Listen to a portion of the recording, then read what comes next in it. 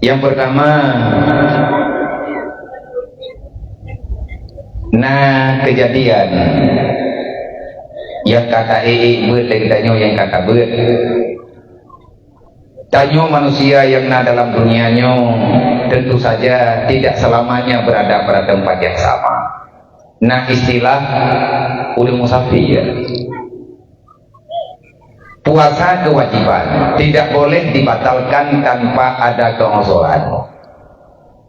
Tanyo katering tadenga orang yang merantau ataupun orang yang musafir dalam bulan Ramadan jeut buka puasa. Di antara ruksak bagi orang musafir kan puasa tu jeut jamak kasar semayang kena tadenga-denga. Cumanya bek salah tak amalkan. Bagi orang yang musafir dalam bulan Ramadan, ijma ittifaq para ulama-ulama fiqh dalam mazhab boleh tidak berpuasa pada siang hari Ramadan, tetapi diwajibkan kan pre-puasa jeut hana puasa uronyan selama dalam perjalanan. Tapi untuk watekabih bulan Ramadan wajib qada. Yang menjadi persoalan inahat musafir yang jeut tak buka puasa sebab waktu berangkatnya hana ketentuan. Nah orang mulai berangkat dia subuh ke semayang subuh di rumah ataupun ke semayang subuh di kampung, ke mesahu di kampung. Ada kala manteng dalam kecamatan yang dekat kampung, manteng dalam kecamatan road. Tatubit dari rumah beliau subuh.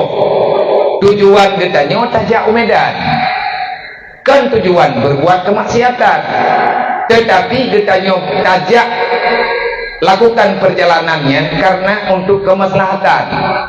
Contoh, tak sawan yang sawu keluarga dengan perjalanan yang kagak bolehkan jamak kasar sembahyang. Artinya perjalanan yang jauh. Kiban ketentuan menyegetanyo bid hana puasa dalam masa bulan Ramadan. Jawabannya yang jeut buka pendapat yang kuat adalah musafir segolong subuh. Berarti getanyo tatubit di rumah, tatubit di kampung, daliwati kecamatan rote segolong di adzan subuh. Nya menyebut mekarat hana tapuasa dibolehkan. Pertanyaan lo, so god tapuasa ngan tabuka?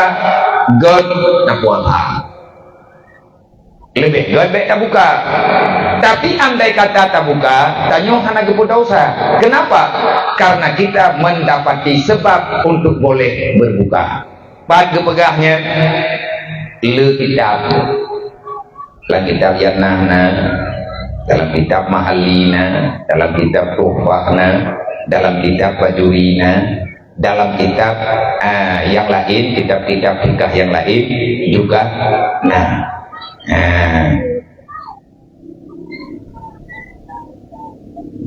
Menyerta musafir lihat subuh, tak berangkat getanya lihat teman subuh, kita buka anjir, tidak boleh membatalkan puasa bagi orang yang musafir jika berangkat dia setelah fajar, artinya kaitan menguatnya subuh. Tetapi menurut dalam mazhab Syafi'i khusus yang berpendapat li Imam Al-Muzani jeut.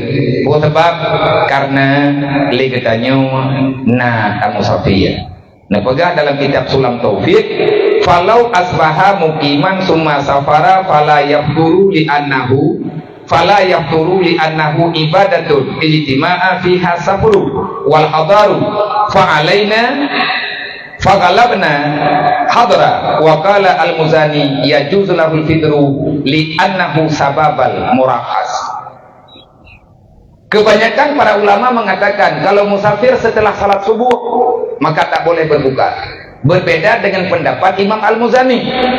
Beliau juga ulama besar, bahkan mujtahid tarjih dalam mazhab Syafi'i. Ulama rayu dia kadang pendapatnya menyegun Imam Al-Muzani jeut buka. Bahkan tajak merantau. Yang kedua,